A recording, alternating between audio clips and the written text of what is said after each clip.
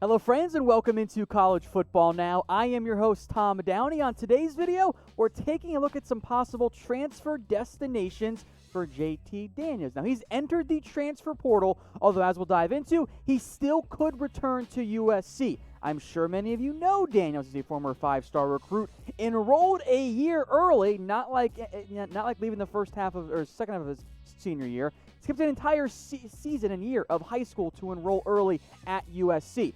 Started his first year, looked okay, and then got hurt this past year, and Kedon Slovis took over and I think retained that job more or less for USC after Daniels tore his ACL. So now he's kind of caught in an awkward spot. He's not quite a grad transfer yet. Maybe he could get that in a couple of weeks or months, or maybe it's next year, whatever it ends up being. Here's what Daniels said. I love this university coaching staff and team. To me, it is in my best interest to explore all my options going into the 2020 season. I will remain in contact with the coaching staff throughout the process. USC remains one of my options, and that door has remained open for me. Fight on. So clearly, Daniels could go back to USC. That is still maybe even the most likely option right now. We'll dive into why here in just a little bit. Now, for a young kid, Daniels has shown some promise. The problem for Daniels is that Slovis came in this past year for USC and was wildly impressive. And that's not even really a shot at Daniels. Slovis was the better quarterback. Their career stats, a season and a game for Daniels, and of course Slovis just the 1 year at USC. Across the board, Slovis was better. There really isn't an area in which you go, oh yeah, Daniels did this better than Slovis. He was just a better quarterback. Now, could Daniels compete for that starting job? Of course he could still. But I think Slovis is going to be the guy next year for USC. Now, where things get tricky is that Daniels isn't eligible right now. Now, the NCAA is going to vote on a one-time waiver transfer, at least they're supposed to, on May 20th. If that passes, Daniels can transfer anywhere immediately. It would allow players like Daniels to transfer one time without having to sit out a season, and they don't have to be a graduate transfer either. Now, the issue here is that the NCAA Board of Directors recommended no changes because, you know, the NCAA never really does this quite right, even though they're at least now allowing players to profit off of their likenesses in the future. So Daniels could transfer, could return to USC, and then maybe transfer next year if he ends up being eligible as a grad transfer. So let me know, at least for this year, for this upcoming season, will Daniels transfer from USC? Type Y for yes or type N for no. If you're typing in Y for yes, I think you'll like what's coming up next, our top Daniels transfer destinations. Leading things off at number 7, the Oklahoma Sooners. Don't blame me, guys. The rules are if you have a top-flight transfer quarterback, you must mention the Oklahoma Sooners, given that they've done it like several years in a row, and with impressive success as well, I might add. But this year might not make the most sense for Oklahoma. Spencer Rattler, a former 5-star recruit, is waiting in the wings. Would you rather have the 5-star recruit that hasn't been in your program or the 5-star recruit that has been in your program? It's the latter, right? You're going to go with the guy that you know and the guy that you've seen, assuming, of course, you still think he is your guy long term. So Oklahoma, worth mentioning, but I think because of the presence of Rattler, he probably makes the most sense just to roll with him and let Daniels explore other options. Now, if you guys want more college football videos and coverage here at Chat Sports, I want you guys to like this video. Let the bosses know, you know what, we should do more college football stuff.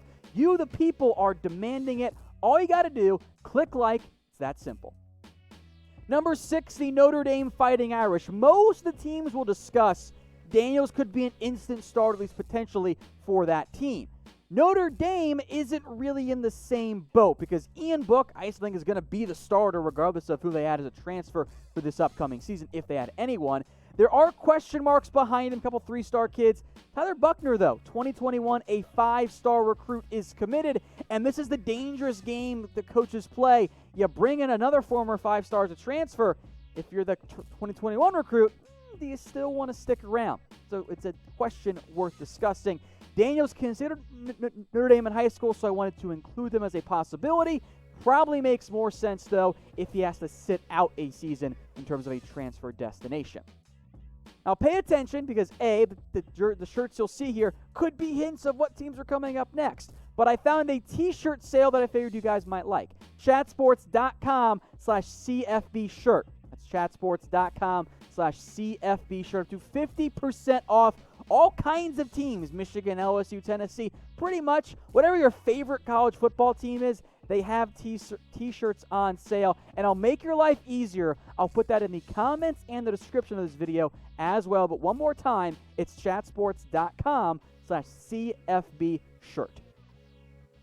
Number 5 on our list, the Florida State Seminoles. They could use a new quarterback. James Blackman's gotten a lot of chances and frankly hasn't been all that great. New head coach Mike Norvell comes in and actually gets quarterback recruits to sign with the program. Thank goodness, the first time they did that since 2017, which is crazy to think about, that they went multiple years not adding a quarterback recruit. That just blows my mind. Now, Blackman has shown some flashes. Yeah, he has. He also hasn't been that great. Was banged up a lot in 2018, didn't really play behind DeAndre Francois. I thought there was growth, especially in terms of accuracy from 2017 to 2019. I just don't think he's the guy. I'd rather bring in JT Daniels if I could pull that off if I was FSU. Number 4, the Washington Huskies. This particular destination has been mentioned a lot out there by others, and it does make some sense. Daniels, a West Coast kid, wouldn't be that far of a drastic move, for example, to go to like FSU instead, much closer to home. He considered Washington when he was coming out, but Chris Peterson's gone. It's a new coaching staff, especially on the offensive side of the football, even though, Jimmy Lake, the DC, is the new head coach. Jacob Eason's gone, which makes sense. But the Huskies do have several options. The potential red flag here is that, they don't really have much experience. Jacob Sermon, I guess, is the front runner. Maybe it ends up being Dylan Morris. Elijah Garber's also is in the program too. All 3 of those guys actually are former 4-star recruits. And on top of that, 2021 5-star recruit Sam Heward, that is Brock's nephew, by the way, is also committed. They kind of got some options. Now, are any of them as good potentially as JT Daniels? I'm not sure, but Sermon entered the portal last year, chose to stick around. I would not be surprised if Morris ended up winning that job either, but I think the Huskies have enough options at quarterback that they can't rank any higher than number 4 for me on this list. Now, we still have my top 3 to get to, so I want to know from you. In the comments, just put it anywhere you want. Spam it if you need to. Where do you think JT Daniels will play for this upcoming season? Not 2022 or whatever, but this upcoming season. Let me know what you guys think in the comments section. At number 3, the Michigan Wolverines on our list of top JT Daniels transfer destinations. Jim Harbaugh in the past has brought in quarterback transfers. O'Korn, that one didn't work out too well. Shea Patterson, a little bit better. Daniels did consider Michigan back in high school, but there is a brewing battle already between Joe Milton and Dylan McCaffrey at Michigan. So feel free to, of course, let me know which quarterback you think ends up winning that job in the comments too. I think the projection right now leans a little bit more towards Dylan McCaffrey, especially with a unusual, I'll call it, lead up to the season. But McCaffrey, Milton, whoever it ends up being, could end up being a nice starter for Michigan. Cade McNamara came in as well. They also brought in another recruit. And then 5-star J.J. McCarthy, 2021 recruit, he's also committed. So again, you're playing that dangerous game. Well, if we bring in JT Daniels, do we lose McCarthy? I think in all likelihood, if you brought in Daniels, you lose one of McCaffrey or Milton to transfer. And that might be the case regardless of whoever ends up losing that job might elect to leave on top of that. So for Michigan, that is a tricky balance to hold. But if you think you can get JT Daniels, the guy everyone thought he was coming out of high school, I think you have to at least explore it and bring it in. A different, less mobile quarterback than Dylan McCaffrey, for example. But I think that could be a decent fit for Michigan, given there was interest a couple of years ago. At number 2, the LSU Tigers. Now, Carter Bryant here at Chat Sports is convinced LSU is going to get JT Daniels. And it does make some sense, right? You have Miles Brennan and big old question marks behind him, at least as of right now. You'll lose Joe Burrow. You'll lose Joe Brady. You are searching for that next great LSU quarterback to replace Burrow.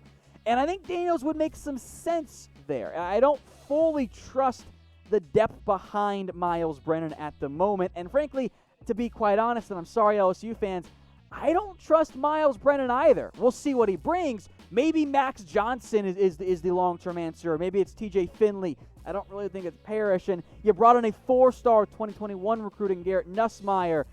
Are those better options than JT Daniels right now? If Daniels were eligible and able to get that waiver, I think he could go to LSU and legitimately potentially start right away. I think that's why LSU is worthy of being what I consider kind of a top 2, a pretty clear top 2 in terms of the Daniels transfer destinations.